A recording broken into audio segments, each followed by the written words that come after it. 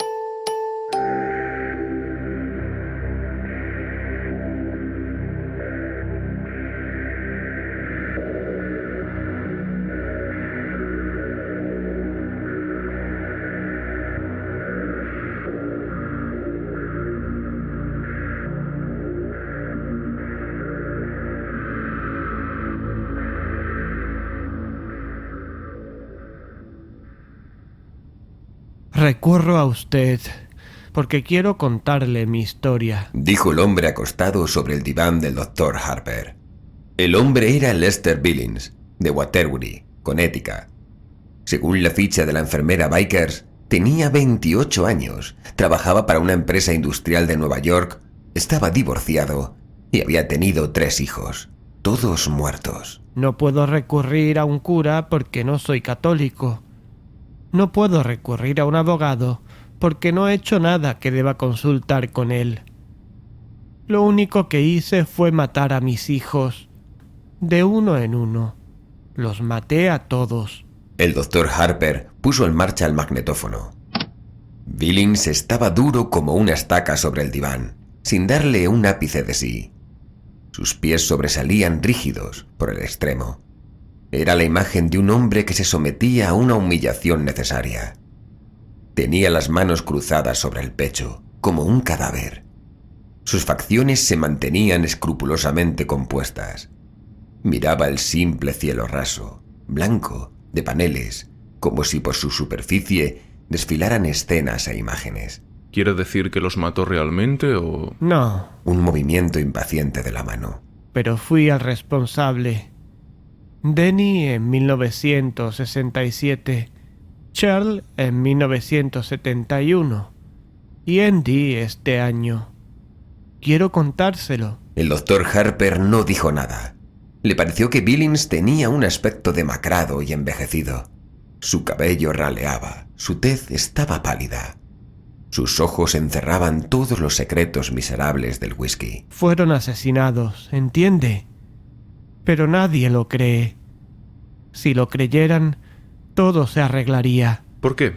Porque... Billings se interrumpió y se irguió bruscamente sobre los codos, mirando hacia el otro extremo de la habitación. ¿Qué es eso? Bramó. Sus ojos se habían entrecerrado, reduciéndose a 2 tajos oscuros. ¿Qué es qué? Esa puerta. El armario empotrado, donde cuelgo mi abrigo y dejo mis chanclos. Ábralo. Quiero ver lo que hay dentro. El Dr. Harper se levantó en silencio, atravesó la habitación y abrió la puerta.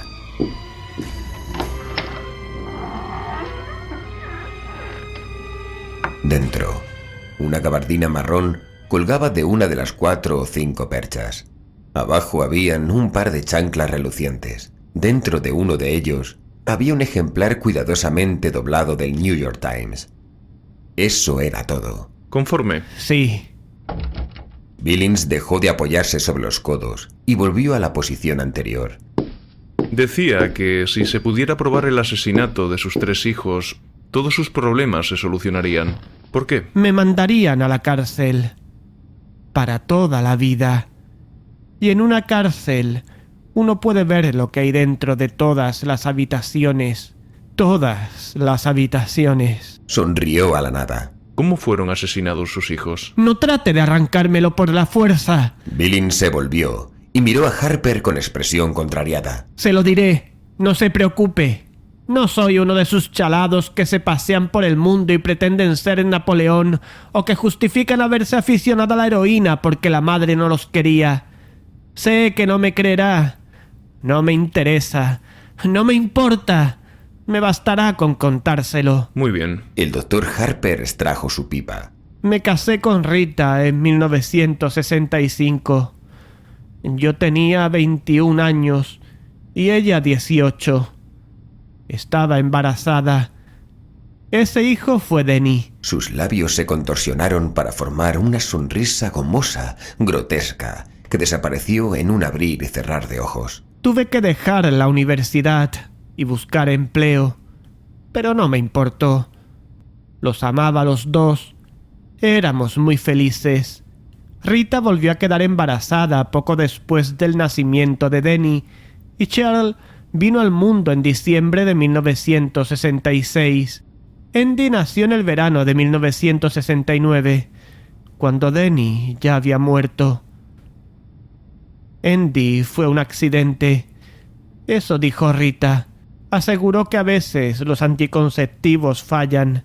Yo sospecho que fue más que un accidente. Los hijos atan al hombre, usted sabe. Eso les gusta a las mujeres, sobre todo cuando el hombre es más inteligente que ellas. ¿No le parece? Pero no importa. A pesar de todo, los quería. Lo dijo con tono casi vengativo, como si hubiera amado a los niños para castigar a su esposa. ¿Quién mató a los niños? El Coco. El Coco los mató a todos. Sencillamente, salió del armario y los mató. Claro, usted cree que estoy loco. Lo leo en su cara. Pero no me importa. Lo único que deseo es desahogarme e irme. Le escucho.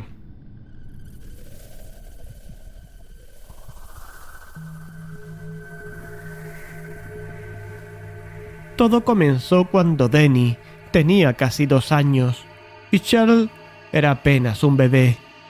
Denny empezó a llorar cuando Rita lo tenía en la cama. Verá, teníamos un apartamento de 2 dormitorios. Cheryl dormía en una cuna en nuestra habitación. Al principio pensé que Denny lloraba porque ya no podía llevarse el biberón a la cama. Rita dijo que no nos obstináramos, que tuviéramos paciencia, que le diéramos el biberón y que él ya lo dejaría solo. Pero así es como los chicos se echan a perder. Si eres tolerante con ellos, los malcrías. Después te hacen sufrir. Se dedican a violar chicas, ¿sabe? O empiezan a drogarse. O se hacen maricas. Se imagina lo horrible que es despertar una mañana y descubrir que su chico, su hijo varón, es marica. Sin embargo, después de un tiempo, cuando vimos que no se acostumbraba, empecé a acostarle yo mismo. Y si no dejaba de llorar, le daba una palmada. Entonces Rita dijo que repetía cada rato, luz, luz. Bueno, no sé. ¿Quién entiende lo que dicen los niños tan pequeños? Solo las madres lo saben. Rita quiso instalarle una lámpara de noche, uno de esos artefactos que se adosan a la pared con la figura del ratón Mickey o de Huckleberry Hound o de lo que sea. No se lo permití. Si un niño no le pierde el miedo a la oscuridad cuando es pequeño, nunca se acostumbrará a ella. De todos modos, murió el verano que siguió al nacimiento de Cheryl.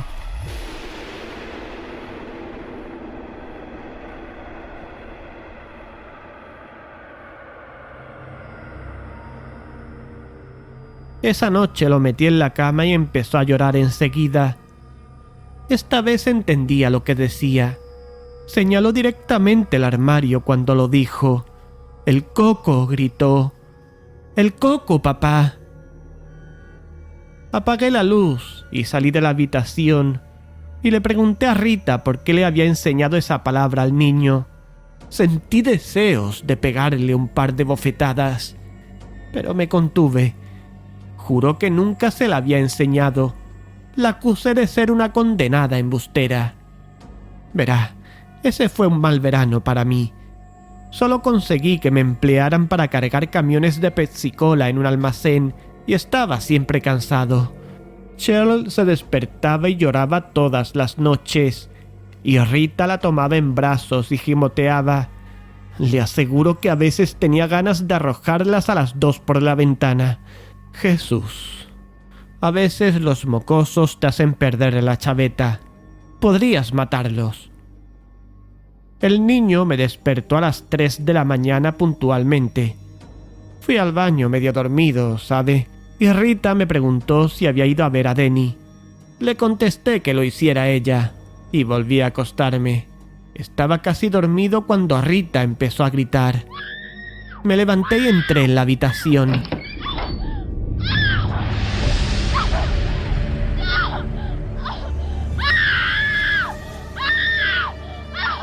El crío estaba acostado boca arriba, muerto, blanco como la harina, excepto donde la sangre se había acumulado por efecto de la gravedad. La parte posterior de las piernas, la cabeza, las nalgas, tenía los ojos abiertos. Eso era lo peor, ¿sabe? Muy dilatados y vidriosos, como los de las cabezas de alce que algunos tipos cuelgan sobre la repisa, como en las fotos de esos chinitos de Vietnam. Pero un crío norteamericano no debería tener esa expresión. Muerto boca arriba, con pañales y pantaloncitos de goma, porque durante las últimas 2 semanas había vuelto a orinarse encima. ¡Qué espanto! Yo amaba a ese niño. Billings meneó la cabeza lentamente y después volvió a ostentar la misma sonrisa gomosa, grotesca. Rita chillaba hasta desgañitarse. Trató de alzar a Denny y mecerlo, pero no se lo permití. A la Polly no le gusta que uno toque las evidencias. Lo sé. ¿Supo entonces que había sido el coco? Oh, no. Entonces no. En ese momento no le di importancia, pero mi mente lo archivó. ¿Qué fue? La puerta del armario estaba abierta. No mucho, apenas una rendija. Pero verá, yo sabía que la había dejado cerrada. Dentro había bolsas de plástico. Un crío se pone a jugar con una de ellas y adiós. Se asfixia. Lo sabía. Sí.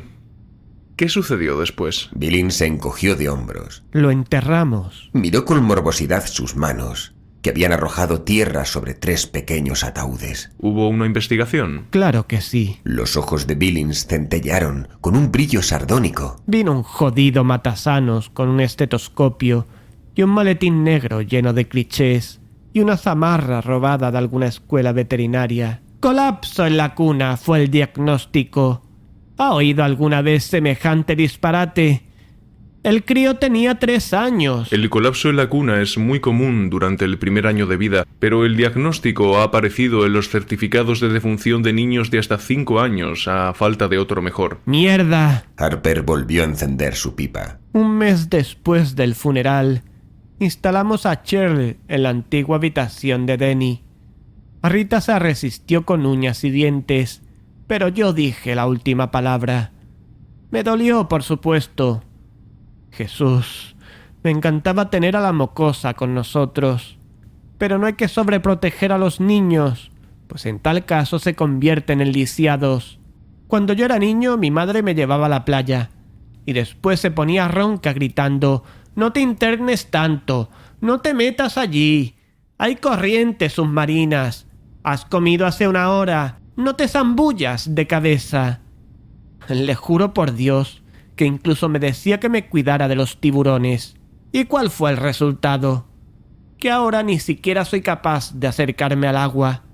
Es verdad, si me arrimo a una playa, me atacan los calambres. Cuando Denny vivía, Rita consiguió que la llevase una vez con los niños a Sabin Rock. Se me descompuso el estómago. Lo sé, entiende. No hay que sobreproteger a los niños. Y uno tampoco debe ser complaciente consigo mismo. La vida continúa. Cheryl pasó directamente a la cuna de Denny. Claro que arrojamos el colchón viejo a la basura. No quería que mi pequeña se llenara de microbios. Así transcurrió un año. Y una noche, cuando estoy metiendo a Cheryl en su cuna, empieza a aullar y chillar y llorar. ¡El coco, papá, el coco! Eso me sobresaltó. Decía lo mismo que Denny. Y empecé a recordar la puerta del armario, apenas entreabierta cuando lo encontramos. Quise llevarla por esa noche a nuestra habitación. ¿Y la llevó? No. Billings se miró las manos y las facciones se convulsionaron. ¿Cómo podía confesarle a Rita que me había equivocado? Tenía que ser fuerte. Ella había sido siempre una marioneta. Recuerde con cuánta facilidad se acostó conmigo cuando aún no estábamos casados. Por otro lado, recuerde con cuánta facilidad usted se acostó con ella. Billings, que estaba cambiando la posición de sus manos, se puso rígido y volvió lentamente la cabeza para mirar a Harper. ¿Pretende tomarme el pelo? Claro que no. Entonces deje que lo cuente a mi manera. Estoy aquí para desahogarme, para contar mi historia. No hablaré de mi vida sexual si eso es lo que usted espera. Rita y yo hemos tenido una vida sexual muy normal, sin perversiones. Sé que a algunas personas les excita hablar de eso, pero no soy una de ellas. De acuerdo. De acuerdo. Repitió Billings con ofuscada arrogancia. Parecía haber perdido el hilo de sus pensamientos, y sus ojos se desviaron, inquietos, hacia la puerta del armario, que estaba herméticamente cerrada. ¿Prefiere que la abra? ¡No! ¿Qué interés podría tener en ver sus chanclos? Y después de una pausa dijo: El coco la mató también a ella. Se frotó la frente, como si fuera ordenando sus recuerdos. Un mes más tarde. Pero antes sucedió algo más. Una noche oí un ruido ahí dentro. Y después Cheryl gritó. Abrí muy rápidamente la puerta. La luz del pasillo estaba encendida. Y ella estaba sentada en la cuna, llorando. Y algo se movió. En las sombras, junto al armario, algo se deslizó. ¿La puerta del armario estaba abierta? Un poco.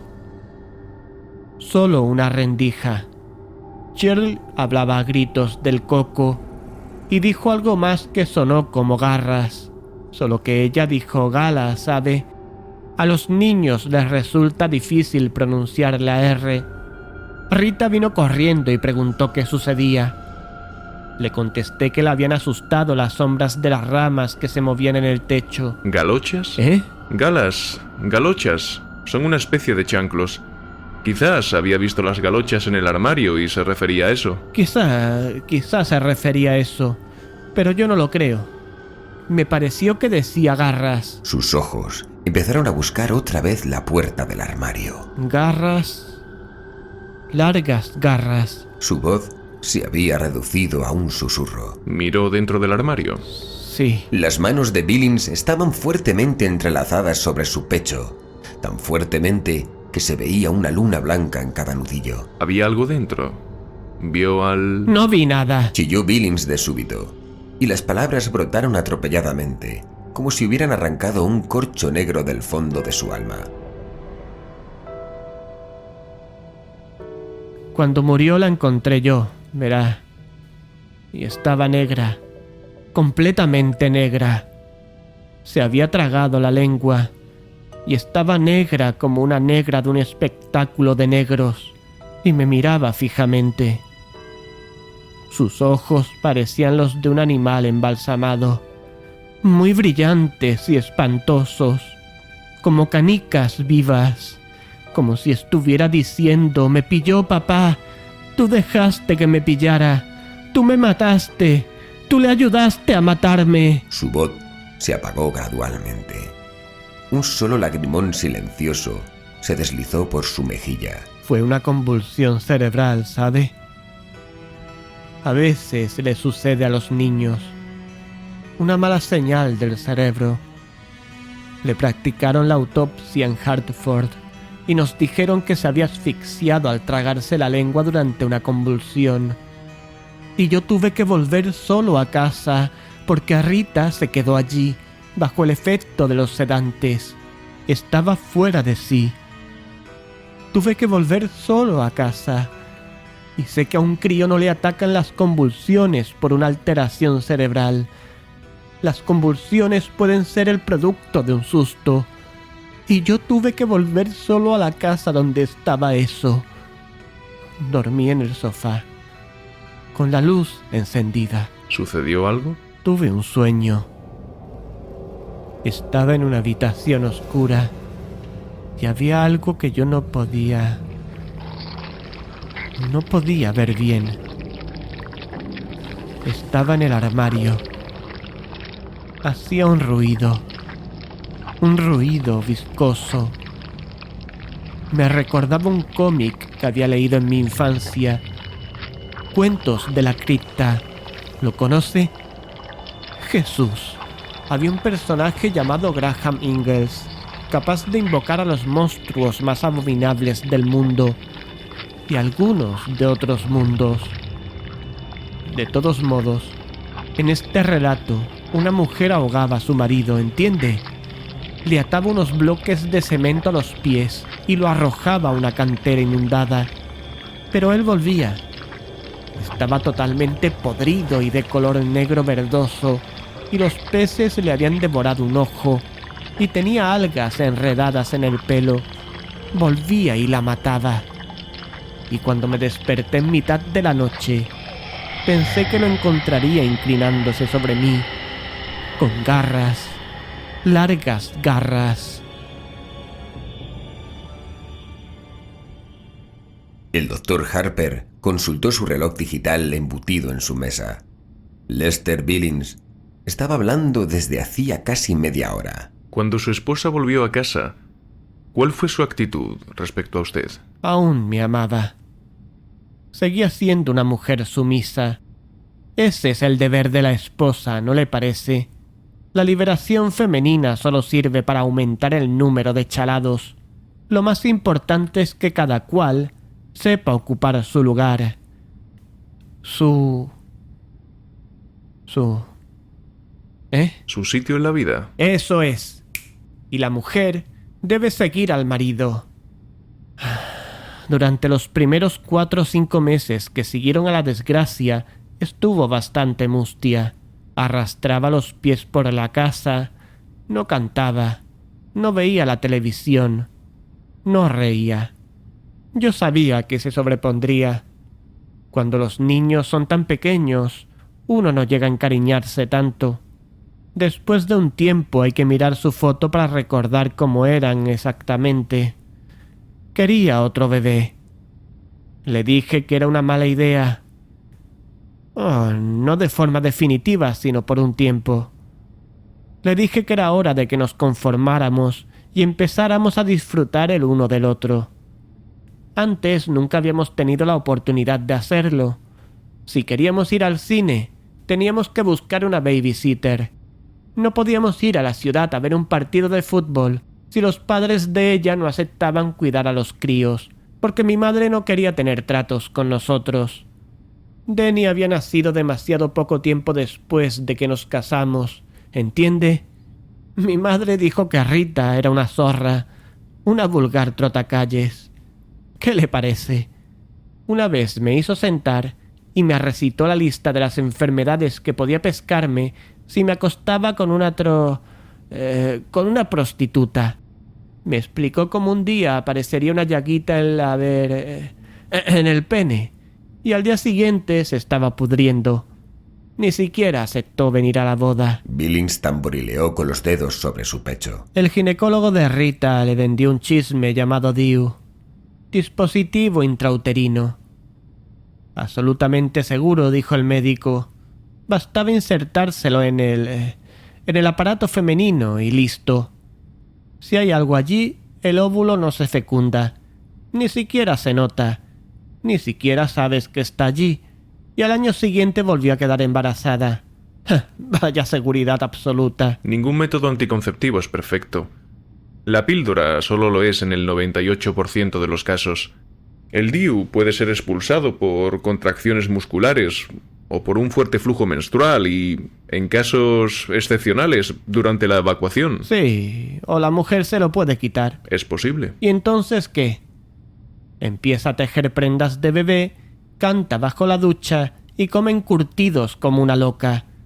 Se sienta sobre mis rodillas y dice que debe ser la voluntad de Dios.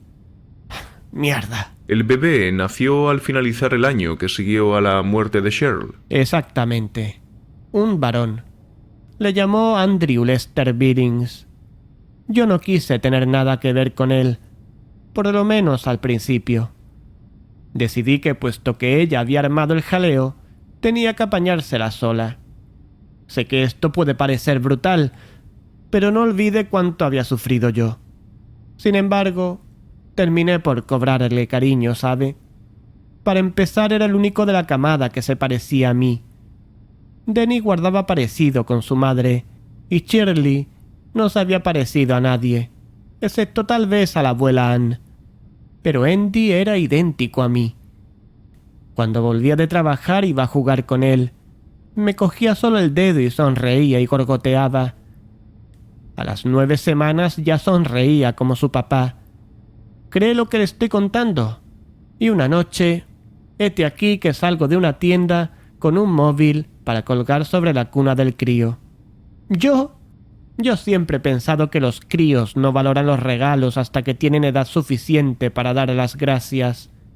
Pero ahí estaba yo, comprándole un chisme ridículo, y de pronto me di cuenta de que lo quería más que a nadie. Ya había conseguido un nuevo empleo muy bueno. Vendía taladros de la firma Cluet & Sons. Había prosperado mucho, y cuando Andy cumplió 1 año, nos mudamos a Waterbury. La vieja casa tenía demasiados malos recuerdos y demasiados armarios. El año siguiente fue el mejor para nosotros. Daría todos los dedos de la mano derecha por poder vivirlo de nuevo. Aún no había guerra en Vietnam, y los hippies seguían paseándose desnudos, y los negros vociferaban mucho, pero nada de eso nos afectaba. Vivíamos en una calle tranquila, con buenos vecinos. Éramos felices. Un día le pregunté a Rita si no estaba preocupada. «Usted sabe, dicen que no hay 2 sin 3». Contestó que eso no se aplicaba a nosotros, que Andy era distinto, que Dios lo había rodeado con un círculo mágico. Billings miró el techo con expresión morbosa. El año pasado no fue tan bueno. Algo cambió en la casa. Empecé a dejar los chanclos en el vestíbulo porque ya no me gustaba abrir la puerta del armario. Pensaba constantemente, ¿y qué harás si está ahí dentro, agazapado y listo para abalanzarse apenas abras la puerta? Y empecé a imaginar que oía ruidos extraños, como si algo negro y verde y húmedo se estuviera moviendo apenas ahí dentro. Rita me preguntaba si no trabajaba demasiado y empecé a insultarla como antes. Me revolvía el estómago dejarlos solos para ir a trabajar, pero al mismo tiempo me alegraba salir. Que Dios me ayude. Me alegraba salir. Verá, empecé a pensar que nos había perdido durante un tiempo cuando nos mudamos. Había tenido que buscarnos, deslizándose por las calles durante la noche y quizás reptando por las alcantarillas, olfateando nuestro rastro. Necesitó 1 año, pero nos encontró. Ha vuelto, me dije. Le apetece Andy y le apetezco yo. Empecé a sospechar que quizás si piensas mucho tiempo en algo y crees que existe, termina por corporizarse. Quizá todos los monstruos con los que nos asustaban cuando éramos niños, Frankenstein y el hombre lobo y la momia, existían realmente. Existían en la medida suficiente para matar a los niños que aparentemente habían caído en un abismo o se habían ahogado en un lago o tan solo habían desaparecido. Quizá... ¿Se está evadiendo de algo, señor Billings? Billings permaneció un largo rato callado. En el reloj digital pasaron 2 minutos. Por fin dijo bruscamente: Andy murió en febrero. Rita no estaba en casa. Había recibido una llamada de su padre. Su madre había sufrido un accidente de coche un día después de Año Nuevo y creían que no se salvaría. Esa misma noche Rita cogió el autobús. Su madre no murió, pero estuvo mucho tiempo, 2 meses, en la lista de pacientes graves. Yo tenía una niñera excelente que estaba con Andy durante el día, pero por la noche nos quedábamos solos y las puertas de los armarios porfiaban en abrirse. Billings se humedeció los labios. El niño dormía en la misma habitación que yo. Es curioso, además. Una vez, cuando cumplió 2 años, Rita me preguntó si quería instalarlo en otro dormitorio. Spock, u otro de esos charlatanes, sostiene que es malo que los niños duerman con los padres, ¿entiende? Se supone que eso les produce traumas sexuales o algo parecido, pero nosotros solo lo hacíamos cuando el crío dormía. Y no quería mudarlo. Tenía miedo después de lo que les había pasado a Denny y a Chell. Pero lo mudó, ¿verdad? Sí. Respondió Billings. En sus facciones apareció una sonrisa enfermiza y amarilla. Lo mudé. Otra pausa. Billings hizo un esfuerzo por proseguir. Tuve que hacerlo.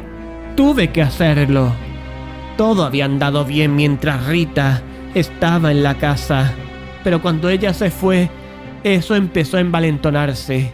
Empezó a... Giró los ojos hacia Harper y mostró los dientes con una sonrisa feroz. No me creerá. Sé qué es lo que piensa. No soy más que otro loco de su fichero, lo sé.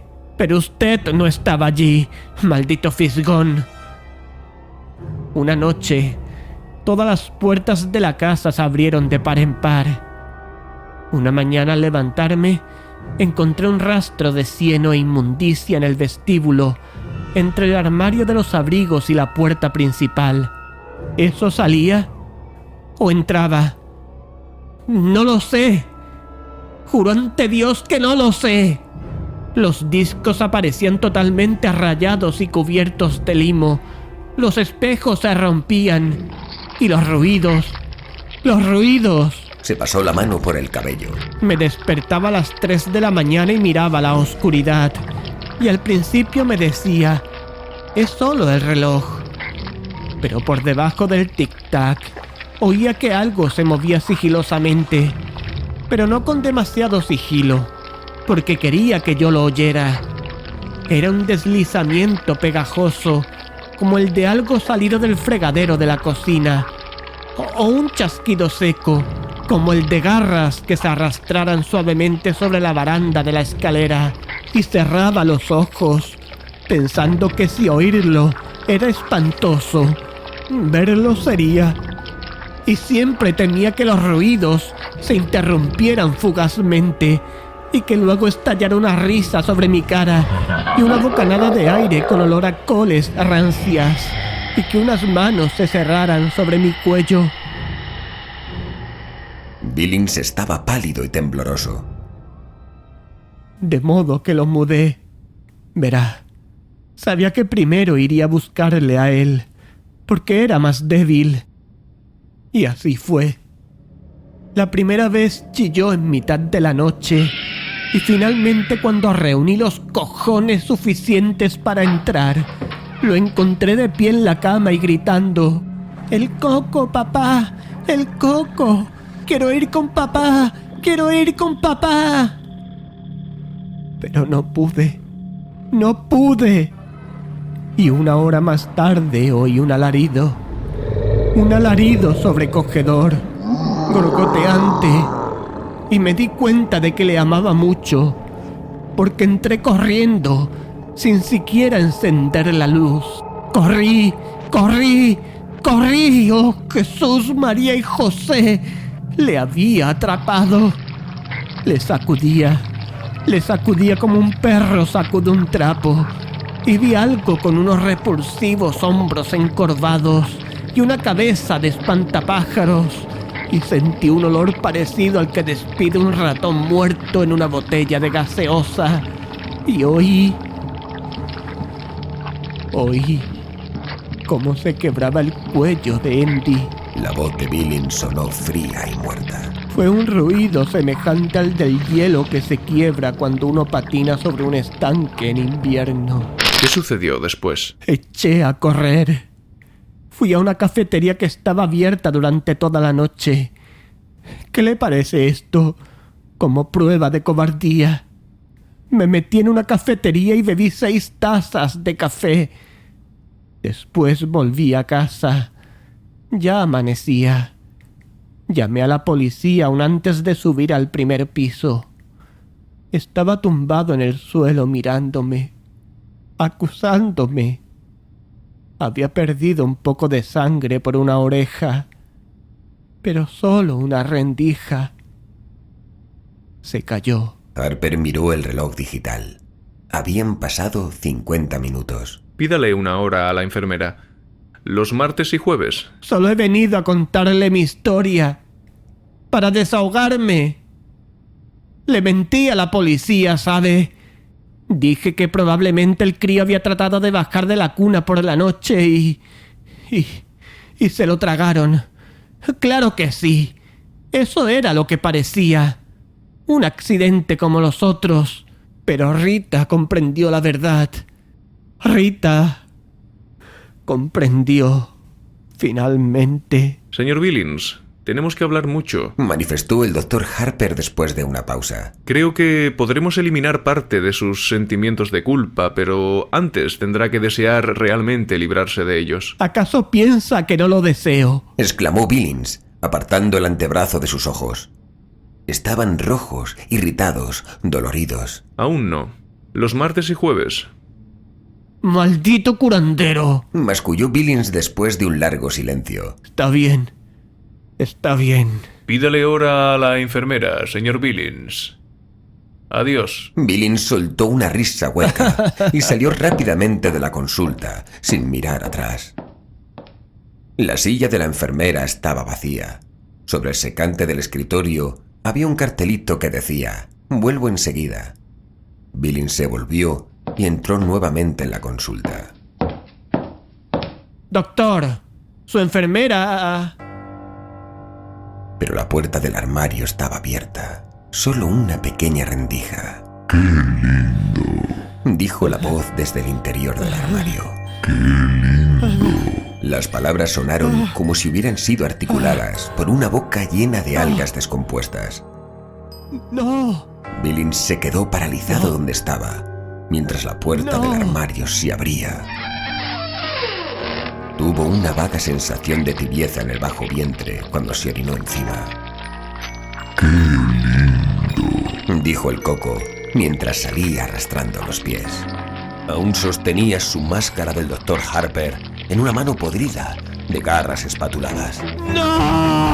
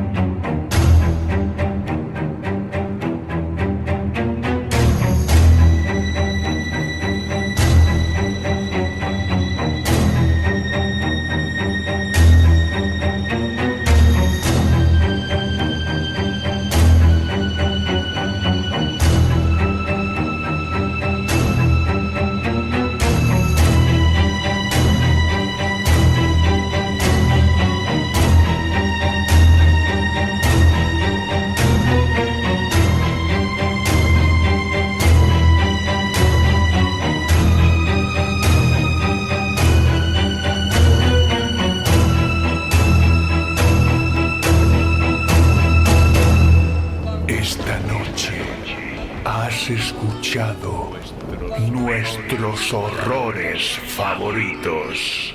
Hoy, con el relato El Coco de Stephen King, con Miguel Ángel Pulido como narrador, Antonio Reverte Lucena como Lester Billings y Mariano Bascón como Dr. Harper. Dirección y montaje, Antonio Reverte Lucena. Terror y nada más, 2017.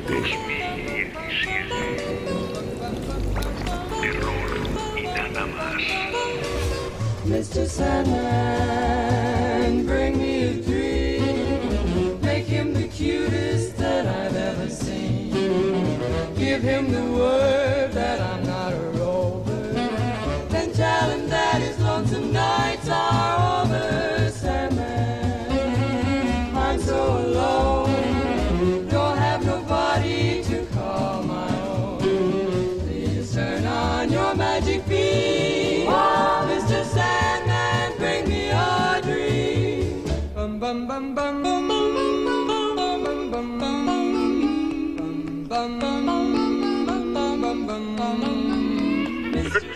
Terror y nada más. Suscríbete a nuestros canales en YouTube, iVoox y iTunes. Terror y nada más. Y síguenos en Facebook y Twitter para temblar con contenidos exclusivos. Terror y nada más.